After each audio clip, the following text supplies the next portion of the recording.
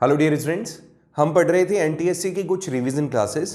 NTSC के exam में हमारे पॉइंट ऑफ व्यू से एसएसटी के लिए स्पेशली जो जो इंपॉर्टेंट चीज़ें थी उसको हम रिवीजन सीरीज में लेकर आ रहे थे।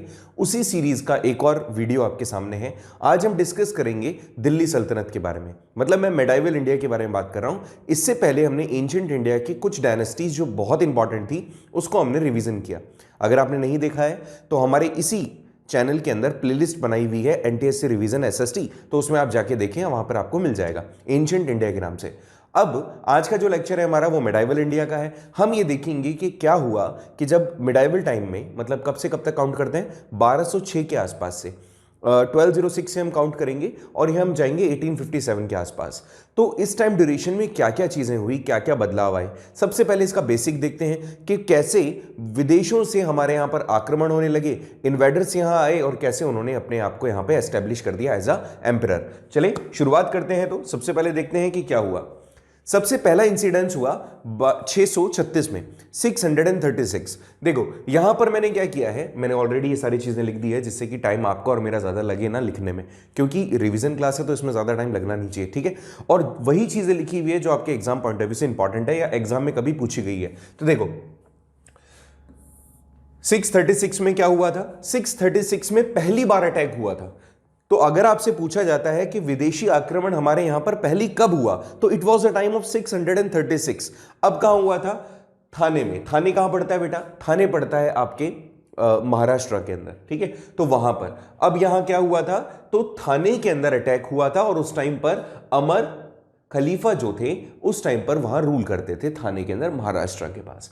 कब हुआ था, 636 में। हालांकि अटैक करने वाले कौन थे, अटैक करने वाले थे आपके अरेबियंस और इसके अलावा थे आपके मंगोल्स, ठीक है। तो अरेबियंस वगैरह ने यहां पे जब अटैक किया तो ये अटैक तो खराब हो गया, ठीक है। तो ये अटैक मतलब अनसक्सेसफुल रहा। अमर जो खलीफा थे उन्होंने उसको हरा दिया, ठीक है। कई जगह पर इनको उमर खलीफा भी कहा जाता है, ये भी याद रखें। अमर खलीफा आपको देखने को मिलेगा या कई जगह पर उमर खलीफा। खलीफा तुम जानते हो राजा को कहा जाता है। तो ऐसे में 636 यू नीड टू लर्न, याद रखना है, रिमेंबर रखना है। 336 पहला अटैक हुआ, अनसक्सेसफुल हुआ। अमर जो राजा थे उन्होंने उसको खत्म कर दिया, पहला अटैक। अब वापस से जब ये एक बार चले जाएंगे, मतलब ऐसा पॉसिबल नहीं है ना कि चले गए तो दोबारा नहीं आएंगे, आए वापस से ये। लेकिन जब ये आए तो उस बारी मतलब इस बारी की कंडीशन कुछ और थी। अच्छा इसके पहले एक चीज और, अच्छा इसके बारे में जो हमें पता चला था वो एक बुक में मेंशन था जिसका नाम था फुतुह अल बुल्दन, ठीक है, याद रहेगा, फुतुह उल बुल्दन। तो ये वो किताब थी जिसमें सारे इस इंसिडेंट्स को मेंशन किया था। ये पूरा इंसिडेंट जहां पे मेंशन था कि कैसे ये आए, किससे उनकी लड़ाई हुई और कैसे ये हार गए। ये हार मानने वाले में से तो थे नहीं। तो जो अरेबियंस थे, ये अरेबियंस क्या करते हैं, फिर एक बार अटैक करते हैं। अब ये अटैक हुआ थोड़े टाइम बाद, ठीक है। अच्छा ये अटैक कुछ टाइम बाद में हुआ बदवास में। ये मतलब जो बेदल पोर्ट है सिंध के अंदर, वहां पर अटैक किया गया। इसको स्ट्रगल ऑफ बेदल भी कहा जाता है। ये भी अटैक क्या हो गया, ये अटैक भी फेल हो गया, ठीक है। ये अटैक भी क्या हो गया, फेल हो गया। अच्छा इसके बारे में कहां पर मेंशन है, ये है चचनामा में। चचनामा, देखो नामा क्या होता है, नामा is a kind of document, ठीक है। जो नामा होता है वो डॉक्यूमेंट होता है। तो अकबरनामा आपने सुना होगा, तो अकबर के बारे में जो चीजें मेंशन है ऐसे। तो चचनामा में ये बताया था कि यहां पर अरेबियंस ने वापस अटैक किया और अरेबियंस ने आकर के जब वो यहां आए तो उनकी फाइट हुई, यहां पर भी वो हार गए। लेकिन इस हार के अंदर नुकसान होता है क्या, देखो यहां पर और मेंशन किया है कि जो अरब का आर्मी कमांडर था जिसका नाम था मुदाहिरा, ये क्या हुआ, ये मारा जाता है इस अटैक में। अरेबियंस ने जब हमारे यहां अटैक किया तो मुदाहिरा जो पर्सन था, जो आर्मी चीफ था अरब की आर्मी का, वो मारा जाता है, ठीक है। ये भी बताया गया है, मेंशन किया गया है चचनामा में। तो ये दो इंसिडेंट्स मेरे हिसाब से आपको समझ में आ गए होंगे, इसमें आपको कोई तकलीफ होगी नहीं। इस पेज से क्या क्वेश्चन बनेंगे, पहला अटैक कब हुआ, कहां हुआ, किसके थ्रू हुआ, फेल हो गए दोनों अटैक। दो बुक का नाम फतुह अल बुल्दन और यहां पे चचनामा, ये दो अटैक्स। अच्छा एक और स्ट्रगल ऑफ देबल, यहां पर क्या होता है, यहां पर भी अटैक किया जाता है देबल के ऊपर, वापस अरेबियंस जो होते हैं अटैक करते हैं और ये भी अनसक्सेसफुल होता है, ठीक है। नेक्स्ट देखिए, एक स्ट्रगल और है। अब 636 के बाद में 712 के अंदर मैंने क्या किया, यहां पे कैटेगराइजेशन कर दिया। देखो बहुत सिंपल तरीके से मैंने लिखा है, इसको कहा गया बैटल ऑफ रेवर या फिर बैटल ऑफ अरोर, ठीक है। अब क्या होता है, इसके अंदर कौन कौन लड़ेगा, इसमें कासिम लड़ेगा और दाहिर लड़ेगा, ठीक है। कब है, 712 में, 712 में इन दो के बीच में लड़ाई होती है। यहां पर है मोहम्मद बिन कासिम और दाहिर। दाहिर कौन थे, सिंध के राजा, ठीक है। मोहम्मद बिन कासिम की और दाहिर जो किंग है सिंध के, उसके राजा के बीच में लड़ाई होती है। अब इसे बैटल ऑफ रेवर कहा गया। कौन जीता, कासिम जीत गया, दाहिर हार गए। दाहिर के एक बेटा मतलब जो प्रिंस था और उनकी जो रानी थी, उन्होंने भी इस लड़ाई के अंदर पार्टिसिपेशन किया, बट अनफॉर्चुनेटली वो भी हार गए। उस प्रिंस का नाम था जैसिया और रानी का नाम था रानी बाई। एम्प्रेस जो थी रानी बाई थी, ठीक है। ये दोनों भी क्या हो गए, ये दोनों भी इस लड़ाई के अंदर मारे गए अपने फोर्ट को बचाने के लिए। ये अपने फोर्ट को बचाना चाह रहे थे, उसमें इनकी डेथ हो गई। ये इंसिडेंस याद रहेगा। 1712 के अंदर बैटल हुई कौन सी, रेवर। पहले एक हमने देखा 636, एक है 712, ठीक है। मोहम्मद बिन कासिम और इधर आ जाता है दाहिर, कहां के राजा, सिंध के। हार गए बैटल कौन, दाहिर, ठीक है। अब इधर आ जाओ, एक लड़ाई और होगी 1001 में। जब 1001 में लड़ाई हुई, इसका नाम था महमूद गजनवी। किसके साथ, जयपाल और आनंदपाल के साथ। महमूद गजनवी और जयपाल आनंदपाल के साथ लड़ाई हुई 1001 में, ठीक है। अब ये जो 1001 में लड़ाई हुई है, इसमें कौन जीता है, महमूद गजनवी। अब ये जो महमूद गजनवी है और इनकी जो लड़ाई हुई है, इसे कहा जाता है बैटल ऑफ पेशावर। पेशावर कहां पड़ता है, तुम जानते हो पेकिस्तान में पड़ता है, बट क्योंकि उस टाइम पर हिंदुस्तान का ये वो एक हिस्सा था, वहां पर जब ये लड़ाई लड़ी तो उसको नाम दे दिया गया बैटल ऑफ पेशावर। अच्छा, एक और याद रखना चीज, जिस भी प्लेस पे बैटल होती है उसी बैटल का नाम वो दे दिया जाता है, मतलब वही नाम इनको कन्वे कर दिया जाता है। तो ये बैटल ऑफ पेशावर है। अब ये आनंदपाल कौन थे और जयपाल कौन थे, ये दोनों कश्मीर के, मतलब जयपाल जो थे वो किंग ऑफ कश्मीर थे और आनंदपाल भी उनके सबॉर्डिनेट थे। तो ऐसे में ये जो दो राजा थे, इन दोनों ने मिलकर के महमूद गजनवी का सामना किया, बट अनफॉर्चुनेटली हार जाते हैं। अच्छा, एक बैटल और 1191 में, बैटल ऑफ तराइन। ये बहुत इंपॉर्टेंट है। मोहम्मद गौरी, कोई भी ऐसा शायद बच्चा नहीं होगा आप में से जिसने इंडियन हिस्ट्री पढ़ी हो और उसके अंदर इसका नाम आपने ना सुना हो, मोहम्मद गौरी।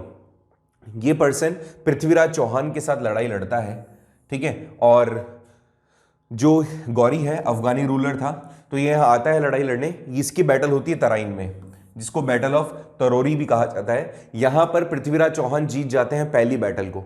जो बैटल ऑफ तराइन है, ये पहली बैटल जीत जाते हैं पृथ्वीराज चौहान। ये जो पृथ्वीराज चौहान है, ये 3rd नंबर के हैं। पृथ्वीराज चौहान 3rd, इनके पहले 2 बार पृथ्वीराज चौहान और होके गए हैं। फिर अगली बार क्या होता है, लेकिन जब ये बैटल हारा तो पृथ्वीराज चौहान ने मोहम्मद गौरी को क्या किया, उसकी जान बख्श दी। पहले तो इसको जेल में डाला, उसके बाद इसने भीख मांगी कि भैया मुझे छोड़ दो। पृथ्वीराज चौहान क्योंकि राजपूत वंश से थे तो ऑब्वियसली इन्होंने क्षमा कर दिया इसको। ये अपने अफगानिस्तान वापस लौटता है, अपनी आर्मी को और स्ट्रांग करता है और वापस लेकर आ जाता है कहां पे, इनसे लड़ने के लिए। जब ये वापस बैटल ऑफ तराइन वापस से होती है 1 साल बाद 1192 में जब बैटल वापस होती है, तो now Mohammad Ghori was strong और इसने अब जो लड़ाई लड़ी, पहले तो चैलेंज किया आकर के पृथ्वीराज चौहान को वापस से लड़ने के लिए, और उसके बाद जब ये वॉर में आए तो इसने क्या किया था, मोहम्मद गौरी ने, मतलब जो सेना थी उसको 3 तरफ से, एक तो फ्रंट से लड़ रहा था और 3 और तरफ से अचानक से अटैक कर दिया पृथ्वीराज चौहान की सेना पर, और यहां पर पृथ्वीराज चौहान जो थे वो मतलब हार गए, ठीक है। ऐसा कहा जाता है कि पृथ्वीराज चौहान और मोहम्मद गौरी के बीच में 17 बार लड़ाई हुई। 17 बार में से 16 बार मोहम्मद गौरी हारा और उनको मतलब जान बख्श दी किसने, पृथ्वीराज चौहान ने।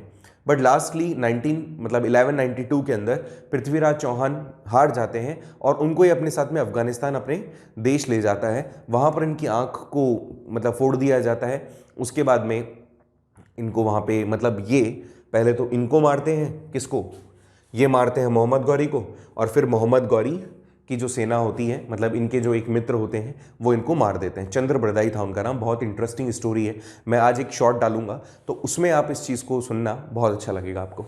तो क्या हुआ, मरते मरते भी, जाते जाते भी मोहम्मद गौरी को मार दिया पृथ्वीराज चौहान ने, थर्ड ने। और लास्टली जो अपना मतलब जो इनका फेथ था, जो इनका रेस्पेक्ट था, वो हमेशा बरकरार रहा। इनकी डेथ किसी के भी हाथ नहीं हुई। पृथ्वीराज चौहान थर्ड की डेथ होती है चंद्र बरदाई के हाथ से, जो कि खुद के इनके पोइट थे, कहाँ के, रॉयल कोर्ट के, और इनके मित्र भी थे। उन्होंने क्यों मारा उनको, उसके बारे में आपको एक शॉर्ट वीडियो में बताऊंगा, बहुत इंटरेस्टिंग है। ठीक है, आगे आ जाओ। ये कौन सी बैटल थी? Battle of Tarain. कब? 11 मतलब 1001 में, ये 712 में, इसके पहले 636 में। अब इसके बाद जब ये सारा प्रकरण हुआ, एक और मोहम्मद गौरी जो थे, मतलब जब ये इनका जो वंश था, वो वंश एक तरीके से काफी ज्यादा एक्सपेंड हो चुका था, और इन्हीं के एक स्लेव ने, मोहम्मद गौरी का एक स्लेव था, जिसने क्या किया, क्योंकि अब यहां तो कोई राजा था नहीं, तो मोहम्मद गौरी के जो स्लेव थे, उन्होंने यहां पर एक डायनेस्टी एस्टेब्लिश कर दी। इस डायनेस्टी से स्टार्ट होता है हमारा दिल्ली सल्तनत, दिल्ली सल्तनत। ये एक काफी इंपॉर्टेंट चैप्टर है, क्लास 8th में, 7th में कई जगह पर दिया हुआ है, अलग अलग स्टेट्स की बुक में तो क्लास 10th तक भी पूछा जाता है। इसलिए एनटीएससी के पॉइंट ऑफ व्यू से दिल्ली सल्तनत बहुत इंपॉर्टेंट है। इस दिल्ली सल्तनत की शुरुआत होगी कुतुबुद्दीन ऐबक से। ये कुतुबुद्दीन ऐबक कौन था? ये जो मोहम्मद गौरी है उनका एक स्लेव था। ठीक है, इस डायनेस्टी का नाम यामिनी डायनेस्टी भी है, इलबारी डायनेस्टी भी है, स्लेव डायनेस्टी भी है, और गुलाम डायनेस्टी भी है। ठीक है, तो यामिनी डायनेस्टी के बारे में कहेंगे तो भी इन्हीं के बारे में बात कर रहे हैं, इलबारी के बारे में कहेंगे तो भी इन्हीं के बारे में। और क्योंकि ये गुलाम थे, क्योंकि ये स्लेव थे, इसलिए इनको स्लेव डायनेस्टी या फिर गुलाम डायनेस्टी भी कहा जाता है। मेरे हिसाब से यहां तक आपको ये तकलीफ नहीं होगी।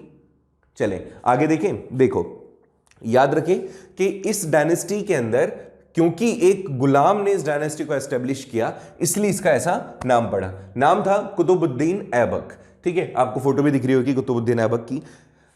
अब इसके कुछ कारनामे हैं, कुछ अच्छी चीजें हैं, कुछ बुरी चीजें हैं, इन सबको हम पढ़ेंगे। इंपॉर्टेंट जो बोर्ड के पॉइंट ऑफ व्यू से है, प्लस बोर्ड नहीं, आपके एनटीएससी के पॉइंट ऑफ व्यू से है, उस पॉइंट से ही मैंने सारी चीजें लिखी है। आपको ज्यादा लोड नहीं लेना है। इसके नोट्स हम लोग, आप लोगों को किसी को भी चाहिए हो तो पहले तो आप बताएंगे, क्योंकि आप में से बहुत सारे बच्चे तो एसएसटी देखते ही नहीं है।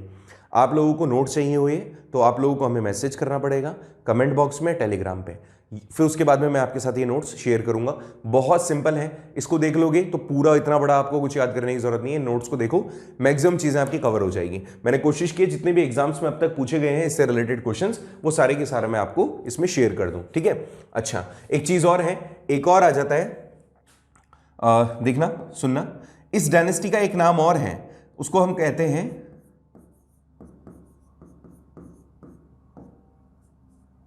इसको कहा जाता है मामलुक, मामलुक डायनेस्टी। क्या कहा जाता है? Mamluk dynasty. तो मामलुक डायनेस्टी भी इसी का नाम है। तो कई सारे नाम हो गए, यामिनी, इलबारी, स्लेव, मामलुक। अच्छा, इलबारी तो क्या था? ये जो लोग थे ना, ये जो कुतुबुद्दीन ऐबक था, ये एक ट्राइब से आते थे, और ये जो ट्राइब थी वो इलबारी ट्राइब है। ट्राइब मतलब जनजाति है ना, तो ये इलबारी जनजाति के थे, इसलिए इसका नाम इलबारी डायनेस्टी भी कहा। यामिनी कौन है? ये टर्किश थे। तो ऐसे में वहां पर जो मतलब एरिया था, वो जो एरिया था वो बेसिकली यामिन्स का, यमन्स का, तो वो वाला, इसीलिए इसको यामिनी कहा गया। और गुलाम मैंने तुम्हें बता दिया, मामलुक्स भी मैंने आपको बता दिया, इसको एक और नाम है मामलुक्स। ठीक है, तो कुतुबुद्दीन ऐबक से शुरुआत होती है। सबसे पहले 1206 में कौन आते हैं? कुतुबुद्दीन ऐबक आते हैं। इनको लक बख्श भी कहा गया है। लक बख्श को, क्योंकि ये बहुत दानवीर माने जाते थे, मतलब बहुत पैसा, लाखों में पैसा डोनेट करते थे इनको, इसीलिए लक बख्श भी कहा गया कि लाखों मतलब दान करने वाले बहुत बड़े मतलब एक तरीके से डोनर थे। जब ये आए हमारे इंडिया के अंदर तो इन्होंने लाहौर को अपनी कैपिटल बनाया, और लाहौर को कैपिटल बनाने के बाद सबसे पहला क्या काम किया, इन्होंने कुतुब मीनार को बनाना शुरू किया। ठीक है, मतलब शुरुआत करवाई। तो आपसे क्वेश्चन पूछे कि कुतुब मीनार को बनाने की शुरुआत किसने की? दिल्ली में है सिचुएटेड, आपको पता होगा। तो कुतुब मीनार को शुरुआत करी बनवाना ऐबक ने। ठीक है, कुतुबुद्दीन ऐबक। बहुत सारे बच्चों को कंफ्यूजन होता होगा कि ये क्योंकि कुतुबुद्दीन तो कुतुब मीनार नहीं, इससे रिलेटेड नहीं है। ये इन्होंने क्यों बनाई थी? इनके एक सूफी मतलब कह सकते हैं ना धर्म गुरु थे, सेंट थे एक, तो एक सूफी सेंट थे जिनका नाम था ख्वाजा कुतुबुद्दीन बख्तियार काकी, ठीक है, बख्तियार काकी, कुतुबुद्दीन बख्तियार काकी, ये इनकी याद में इन्होंने कुतुब मीनार बनवाना शुरू किया था। हालांकि वो कंप्लीट नहीं हो सका और ये पहले ही चल बसे। इन्होंने एक मंजिल बनाई, इसकी एक मंजिल बनवा पाए, खुद ने नहीं बनाई, एक मंजिल बनी और ये मतलब फिर चल बसे। इसी दौरान एक और चीज़ है जो आपको याद होनी चाहिए। अच्छा, पहले ये देख लीजिए, इनकी डेथ कब हुई थी? 1210 में। 1206 में शुरुआत हुई, 1210 के अंदर ये चल बसे। 6 से 10 तक कैसे? एक बार ही क्या कर रहे थे? पोलो खेल रहे थे। उस टाइम पर चौगन कहा जाता है, मतलब देसी जो भाषा थी जिस टाइम पर ये चल रहा है उस टाइम पर उसको वो तो पोलो तो एक तरीके से इंग्लिश नेम हो गया, जो चौगन है वो हिंदी या अरेबियन या फिर अपन कह सकते हैं उर्दू शब्द था।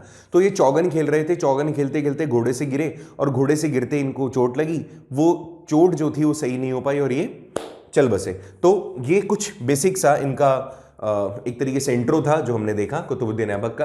अच्छा, और देखिए एक क्वेश्चन और बहुत अच्छा बनता है इससे कि कुतुबुद्दीन ऐबक के जो कोर्ट था उस कोर्ट के अंदर एक पोइट हुआ करते थे जिनका नाम था हसन निजामी। हसन निजामी एक बहुत अच्छे पोइट थे और एक तरीके से आप कह सकते हो हिस्टोरियन थे। इन्होंने क्या किया, इन पूरों की मतलब इन सभी की जो हिस्ट्री थी उस हिस्ट्री को एक बहुत ही सही तरीके से लिखा। इसको लिखा उन्होंने ताज उल मासीर।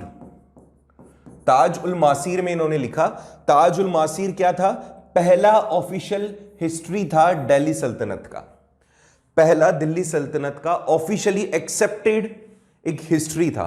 तो आपसे क्वेश्चन पूछे, पहला ऑफिशियल हिस्ट्री ऑफ दिल्ली सल्तनत कौन, किसने लिखा, नाम क्या था? तो ताज उल मासीर। देखो ये जो थोड़े से टिपिकल वर्ड्स हैं इनको थोड़ा सा अच्छे से देख लेना। ताज उल मासीर एक डॉक्यूमेंट है जो किसने लिखा है? हसन निजामी ने लिखा है। कौन थे? कुतुबुद्दीन ऐबक के कोर्ट पोइट थे। ठीक है, ये समझ में आ गया। चलिए, इससे रिलेटेड जो भी क्वेश्चन बन सकते थे उन सबको हमने लिख दिया। क्वेश्चंस ये चौगन वाला पूछा गया है कि इनकी डेथ कैसे हुई, ठीक है। पहली किसकी याद में बनाया गया ये पूछा गया है। कुतुब मीनार किसने बनाना शुरू किया, इन्होंने कैपिटल किसको बनाया था, ये सारी चीजें। कई बार इन डायनेस्टी में से आपको कंफ्यूज करने के लिए स्लेव डायनेस्टी नहीं कहेगा, गुलाम डायनेस्टी नहीं कहेगा, कुछ दूसरे नाम दे देगा, तो आपको थोड़ा सा ध्यान रखना है। मेरे हिसाब से यहां तक तकलीफ नहीं होगी। नेक्स्ट नए रूलर देखते हैं जो इनके बाद आए। देखिए, अब है आपके Iltutmish, one of the most important ruler at this time या इस डायनेस्टी के।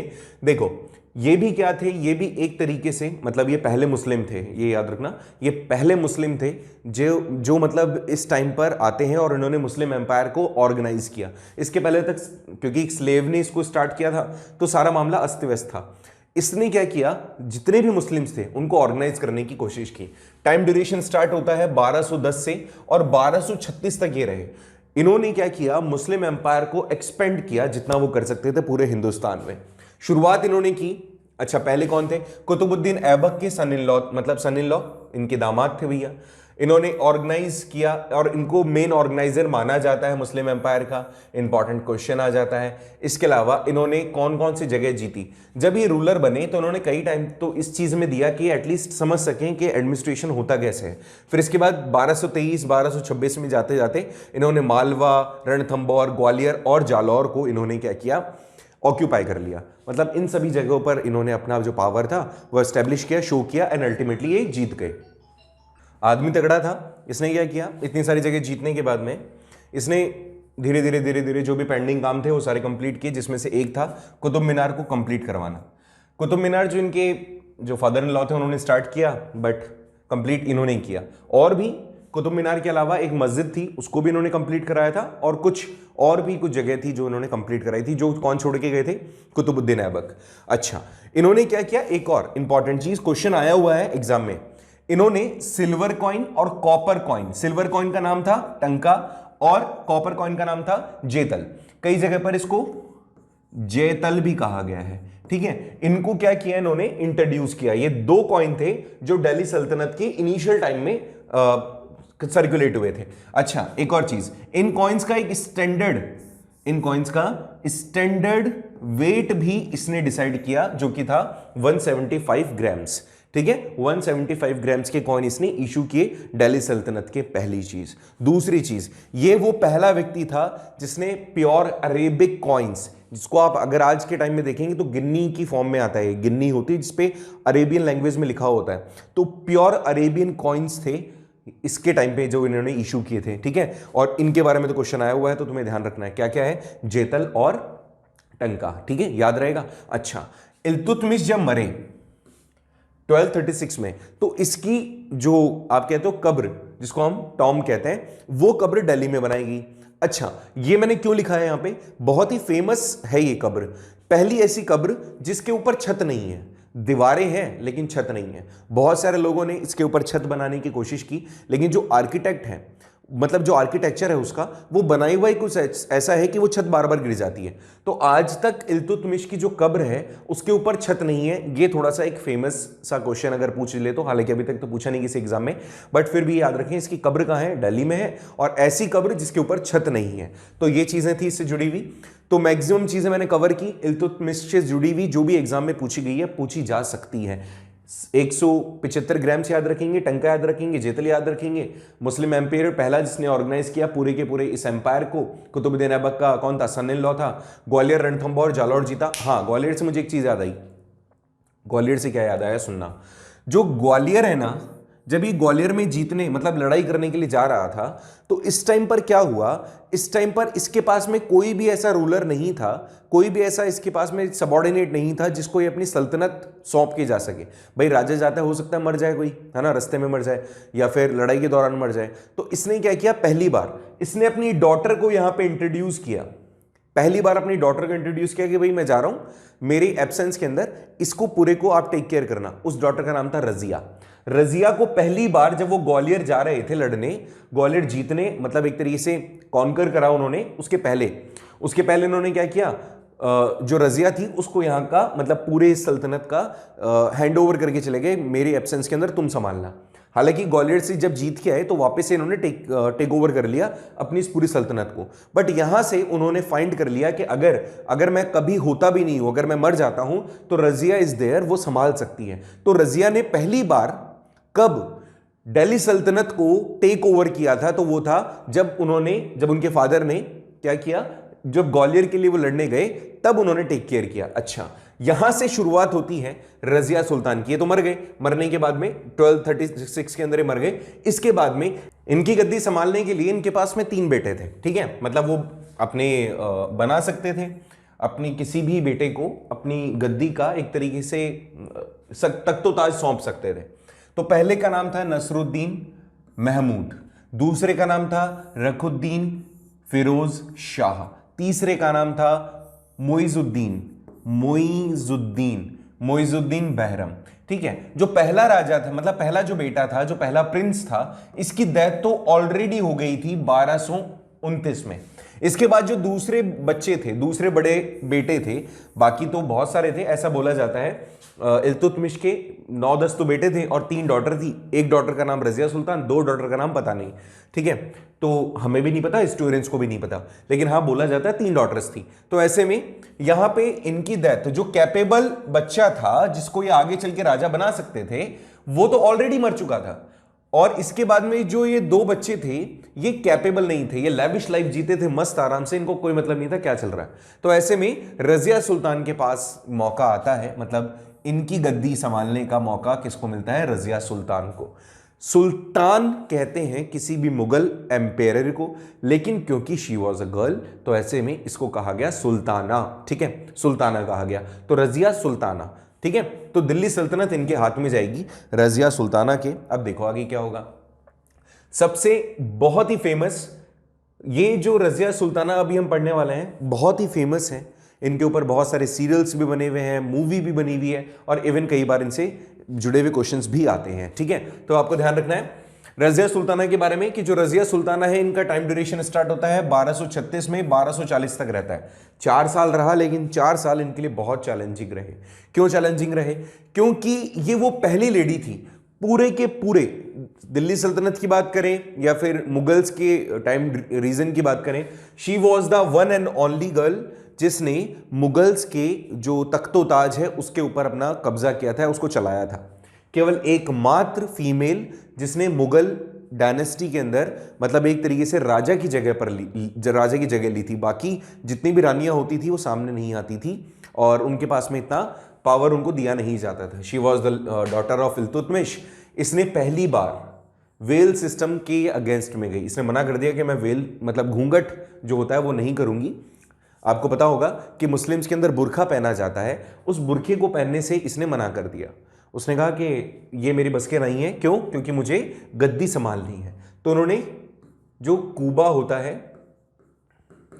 और इसके अलावा जो कुलाह होता है, कुलाह और कूबा, कुलाह क्या होता है? ए काइंड ऑफ हेलमेट, ठीक है। कुलाह तो होता है हेलमेट, जैसे आपने देखा होगा राजा जब लड़ने जाता है तो एक टोपी सी पहनता है, लोहे वाली होती है जो साइडों में जंजीर लटकी हुई होती है, तो वो तो होता है कुलाह, तो इसने वो पहनना शुरू किया। और दूसरा होता है कूबा। कूबा एक काइंड ऑफ कोट। बैकर फ्रॉम गोवा वाले चैप्टर में 10th क्लास इंग्लिश के अंदर उसमें आता है ना, बैकर फ्रॉम गोवा वाले चैप्टर के अंदर भी था, कुलाह पहन के आता था, वो कोट पहन के आता है। देखो अगर तुम्हें थोड़ा सा और इसको समझना है तो यहां पर देखो, ये मैंने फोटो लगाई है, इसके अंदर दिख रहा होगा तुम्हें। देखो इसको थोड़ा सा मैं बड़ा करके दिखाता हूं आपको। देखो भाई, इसको थोड़ा सा एक बार बड़ा करने की कोशिश करते हैं। देखो ये जो इसने पहन रखा है ये एक टाइप का, इसको तो कहा जाएगा कुल्हा, और ये होगा इसका जो अटायर है जो इसने पहना है, इसको कहा जाएगा कुल्हा, ठीक है, सॉरी कुबा। ये तो कुबा है जो एक तरीके से वॉरियर अपनी शेरवानी वगैरह पहनता है ना राजा, वैसा है। और ये क्या है? एक हेलमेट है। इसको क्या कहा गया? इसको कहा गया कुल्हा, इसको कहा गया कुबा, ठीक है। ये चीज समझ में आ गई होगी। चलिए आगे देखें। तो जब ऐसा कुछ हुआ तो इसने ऑब्वियसली पूरा सल्तनत इसको संभालना है, तो इसने वेल मतलब इसने कहा कि भैया मैं नहीं पहनूंगी ये, और इसने एक तरीके से जो राजा होते हैं उसके तरीके से अपना अटायर इसने चेंज कर लिया। दूसरी चीज, जब इस तरह से ये सामने आई तो बहुत सारे लोग इसके अगेंस्ट में हो गए। इवन इल्तुतमिश के जो लॉयल्स थे, जिनको चालीसा कहा जाता था, क्या कहा जाता था? चालीसा। चालीसा। अब ये जो चालीसा थे, दे वर द 40 पीपल जो इल्तुतमिश के एडवाइजर भी थे, इल्तुतमिश के लॉयल भी थे। अब ये क्या हुआ, इन चालीसा ने मतलब इन चालीसा के ये चालीसा भी इनके अगेंस्ट में हो गई कि भैया she can not do this, ये ऐसा नहीं कर सकती, और ये अलग मतलब ये हमारे सिद्धांतों के अगेंस्ट में है, कुरान के अगेंस्ट में, कई चीजें, ठीक है। तो इसने मतलब इसके अगेंस्ट में हो गई। बलबन जो हम आगे पढ़ेंगे वो इसी चालीसा का पार्ट है, ठीक है। चालीसा मीन्स 40 पीपल का एक ग्रुप जो कि इल्तुतमिश का एडवाइजर था। इसके कोर्ट में रहते थे 40 लोग, इसको मतलब इल्तुतमिश के लिए बहुत लॉयल थे। ये लोग भी इसके अगेंस्ट में हो गए कि तुम ये सही नहीं कर रही हो। आगे चल के बिकॉज शी वॉज गर्ल, तो इसको जरूरत थी अपनी आर्मी के अंदर कुछ लॉयल आदमी एडमिट करने के लिए। तो इनकी स्टेप मदर से, इल्तुतमिश की एक और वाइफ थी, स्टेप मदर थी इनकी एक, तो उसका लॉयल था कौन? मलिक जमालुद्दीन याकत। तो ये जो व्यक्ति था, ये क्या बनता है? वो अपॉइंट करती है मलिक जमालुद्दीन याकत को एज अ अमीर अखरूर। अखरूर कह सकते हैं इसको, अखरूर, अमीर अखरूर। ये क्या होता है? एक तरीके का पोस्ट होता है, आप कह सकते हो इसको, जो भी आर्मी के अंदर हेड होगा, किसका? घोड़े जो होते हैं ना, घोड़े वाले जो सैनिक होते हैं उनका हेड होता है ये।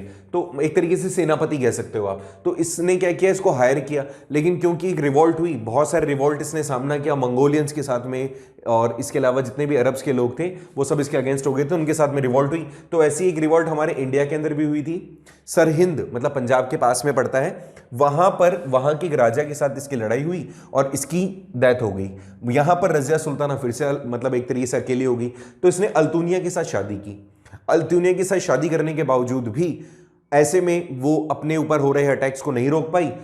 1240 में एक बार फिर लड़ाई होती है, और ऐसे में अल्तुनिया और जो रजिया है इनके बीच में मतलब ऑब्वियसली इनके ये दोनों एक तरफ और बाकी के लोग एक तरफ लड़ाई होती है, इनको मार दिया जाता है। तो रजिया सुल्तान से जुड़े हुए, इसने भी याद रखना, इसने भी कॉइन्स चलाए थे, इसने भी कॉइन्स में मॉडिफिकेशन किया था, जो भी दिल्ली सल्तनत में कॉइन चल रहे थे। तो ये वाली चीज़ें याद रखेंगे आप, ठीक है। तो आगे अल्तुनिया हो गया, अल्तुनिया के साथ में इनकी शादी हुई थी, दोनों फिर लास्ट में मर्डर कर दिए गए, मार दिए गए। मेरे हिसाब से रजिया सुल्तान से जुड़ा हुआ कोई भी क्वेश्चन बच नहीं रहा होगा, ठीक है। हमने लगभग कंप्लीट कर लिया है, तो आगे बढ़ना चाहिए अब हमें। अब जब रजिया सुल्तान के बाद में और दूसरे जो लोग आए वो कैपेबल नहीं थे। जैसे देखो, यहां पे आए बहरम शाह बोलेंगे इसको, बहरम शाह, ये 1240 से 2 साल तक ये रूल कर पाए, ही वॉज नॉट कैपेबल। फिर आए मसूद शाह भी नहीं रह पाए, और उसके बाद में नसरुद्दीन महमूद शाह, जैसे पहले वाले बेटे का नाम था ये भी वही थे, ये सबसे छोटे बेटे थे। हालांकि इन्होंने काफी लंबे टाइम तक रूल किया, लेकिन ये भी कैपेबल नहीं थे, he was also incapable ruler. सिर्फ ये वहां पर थे एज अ, मतलब आप कह सकते हो कि गद्दी पे कोई बैठा हुआ है, बट इनका कंट्रोल नहीं था, ये एक तरीके से पपेट थे। ठीक है, आगे देखिए, जब ऐसा हुआ कि उनके हाथ में कुछ नहीं है, तो उन्हीं चालीसा के अंदर से, वो जो चालीसा की मैंने बात करी, जिसको चहलंगनी भी कहते हैं, चहलंगनी भी कहा जाता है चालीसा को, a group of people who were loyal towards the Iltutmish, उनमें से एक व्यक्ति जिसका नाम था गयासुद्दीन बलबन, गयासुद्दीन बलबन, जिसको आप उलग खां भी कहते हो, इस व्यक्ति ने क्या कर लिया, टेक ओवर कर लिया पूरी की पूरी सल्तनत को। ठीक है, मतलब ये कौन था, एक तरीके से जो रॉयल कोर्ट है उसके अंदर मेंबर ही तो है, इसने क्या कर लिया, उनको वहां से हटा दिया और खुद उस गद्दी पर बैठ गया। ये क्या माना जाता है कि दिल्ली सल्तनत का जो अच्छा एडमिनिस्ट्रेशन है उसको एक तरीके से लेकर आने वाला यही व्यक्ति था। 1265 से स्टार्ट किया, 1286 तक इसने रूल किया। ठीक है, ये कौन था, ये वही टर्किश स्लेव, वही वाला जो ऊपर देख के आए थे ना अपन, मोहम्मद गौरी वाला, वहीं से कैरी फॉरवर्ड हुए थे, क्योंकि इल्तुतमिश का ही तो पार्ट थे, तो वहीं से ये आ गए सामने। इन्होंने, क्योंकि इस टाइम पर सबसे ज्यादा वॉर फेस कर रहा था दिल्ली सल्तनत, स्पेशली फ्रॉम मंगोल्स, तो जब मंगोल्स के साथ हमारे यहां पर लड़ाई चल रही थी, तो इसने उस लड़ाई को खत्म करने के लिए, अपने आप को बचाने के लिए, अपनी आर्मी को, जो अपनी मिलिट्री थी, उसको थोड़ा सा स्ट्रॉन्ग किया। जब स्ट्रॉन्ग किया तो उस स्ट्रॉन्ग आर्मी का नाम क्या रखा, दीवाने अरीज। तो ये जो दीवाने अरीज थी, एक तरीके से वेल मेंटेन्ड आर्मी थी, जो कि इसलिए बनाई गई थी सो दैट मंगोल्स का जब हम पर अटैक हो तो हम उसको रोक सके। ठीक है, इसने सजदा, कई बार क्वेश्चन आता है, इन्हें सजदा और पैबोस, सजदा और पैबोस या पाइबोस जो है उसको स्टार्ट किया। ये क्या प्रैक्टिस है, जैसे कोई एम्पेरर आता है ना, जब राजा आता है तो उसके सजदे में, सजदा मतलब झुक करके एक तरीके से उसको ग्रीटिंग्स देना, तो ये सजदा इसने शुरू किया। और पैबोस का मतलब होता है इसके चरणों को चूमना। ठीक है, तो ये दो प्रैक्टिस भी इसने शुरू की। ये थोड़ी सी अजीब थी, लेकिन जो राजा है उसके लिए ग्रीटिंग्स है एक तरीके से, तो लोग करेंगे, जब भी राजा आएगा तो उसके सजदे में झुकेंगे। शुरुआत यहीं से हुई, पहले ऐसा नहीं होता था, उसके बाद तो फिर आगे हमेशा चलती रही। इवन आजकल तो गानों में भी सजदा वर्ड कई बार यूज किया जाता है। तो सजदा का मतलब ही है कि इबादत करना, राजा के सामने झुकना, उसको अपनी जो ग्रेटिट्यूड्स हैं वो कन्वे करना। ठीक है, तो सजदा और पैरों को चूमना, ये प्रैक्टिस भी इसने शुरू करवाई। इसके बाद में इसने blood and iron policy adopt करी। ये क्वेश्चन बहुत अच्छा है, क्लास 10th के अंदर चैप्टर नंबर 1 में भी आप पढ़ते हैं ब्लड एंड आयरन पॉलिसी। किसकी थी वो मुझे आप बताना। नेशनलिज्म इन यूरोप वाले पूछ रहा हूं आपसे, ब्लड एंड आयरन पॉलिसी किसकी है, वो यूरोप वाले चैप्टर में इसने भी अडॉप्ट करा ब्लड एंड आयरन पॉलिसी। इसमें क्या होता था, इसमें जैसे किसी के साथ लड़ाई होगी ना, तो जब भी किसी के साथ लड़ाई हो रही है तो ब्लड एंड आयरन का मतलब होता है, ब्लड का मतलब लड़ाई करो, लड़ाई जीतो, खून बहाओ और उन सभी आदमियों को मार दो जो आदमी आपके अगेंस्ट में थे। और आयरन का मतलब होता है कि आप मजदूरी करवाओ, तो जो भी लोग मरे हैं उनकी जितनी भी वाइफ है और उनके जितने भी बच्चे हैं उन सब से आप क्या करवाओगे, एज अ स्लेव काम करवाओगे। ये चीज ब्लड एंड आयरन के नाम से जानी जाती है। तो ये ब्लड एंड आयरन पॉलिसी थी कि जितने भी लोग हैं आपके अगेंस्ट में हैं और उनको आप हरा रहे हो अगर, तो आपको क्या करना है, उनको मार दो, उसके बाद में जो उनके लोग हैं उनसे स्लेवरी करवाओ। तो ब्लड एंड आयरन पॉलिसी भी इसने क्या की, अडॉप्ट की। ये याद रखना, सारे वो क्वेश्चन से बेटा जो बहुत इंपॉर्टेंट है और बहुत ज्यादा आपके लिए एनटीएससी के पॉइंट ऑफ व्यू से कहीं ना कहीं याद करने वाले हैं और एग्जाम में आ भी सकते हैं, आ भी कह सकते हैं, आएंगे ही। ठीक है, आगे देखो, जो इसके बाद में जब ये मर गया तो इसके मरने के बाद जो अमीर्स थे, अमीर कौन है, अमीर अ काइंड ऑफ मतलब people, they are belonging to this his dynasty या हिज रूल। तो ऐसे में जो इसके साथ में, बलबन के साथ में रहने वाले जो लोग थे, जो चालीसा में से भी थे कुछ और कुछ इसके जो कुलीग्स थे वो भी थे। तो जो अमीर्स थे, अमीर्स ने क्या किया, इन्होंने उस पूरी की पूरी डायनेस्टी को कंट्रोल करने की कोशिश की और यहां पे सारी की सारी चीजें ब्लडी हो गई। ब्लडी मतलब खून खराबा होने लगा हर जगह पर। बलबन के बाद आते हैं फिर कुछ और रूलर, हालांकि बहुत लड़ाई के लिए मारामारी, मतलब गद्दी के लिए मारामारी चल रही थी। पहले तो आए अमीर खुसरो। ये अमीर खुसरो वही है, मतलब कै खुसरो ये वही है जो अमीर खुसरो के नाम से भी आप जानते हो। बहुत अच्छे पोइट थे और कई सारे इन्होंने हिंदी साहित्य भी और जो उर्दू साहित्य है वो भी लिखा। ठीक है, तो हालांकि ज़्यादा टाइम नहीं रह पाए, 1 साल तक ही इन्होंने रूल किया। फिर आए कईकुबाद। कईकुबाद ये आए, हालांकि इन्होंने 3 साल तक रूल किया लेकिन ये भी इनकैपेबल थे। फिर उसके बाद में आए क्यूमरस। क्यूमरस, क्यूमरस, ठीक है, क्यूमरस ये आए और इनकी तो आते ही डेथ, मतलब इनको तो आते ही मार दिया गया। इसको किसने मारा? बहुत इंपॉर्टेंट है, वहीं से हमारी डायनेस्टी शुरू होगी। बताता हूं अभी, पहले तो ये समझो। यहां पे अमीर खुसरो आए, अमीर खुसरो को मौका दिया लेकिन ज्यादा वो चल नहीं पाए। इसके बाद कैकुबाद आए, इन्होंने भी कोशिश की, अल्टीमेटली ये भी कैपेबल नहीं रहे। इसके बाद में कैक्युमरस आए, ये भी कैपेबल नहीं रहे, इनकी डेथ कर दी गई। जैसे मैंने आपको बताया था, नहीं बताया था क्या, देख लो। इनकी कैपेबिलिटी किसी की नहीं थी, कमज़ोर हो चुके थे और इनके खुद की सल्तनत के अंदर इनके खुद के लोगों के बीच में ही डिससेटिस्फेक्शन था। तो इसके बाद में आते हैं जलालुद्दीन। जलालुद्दीन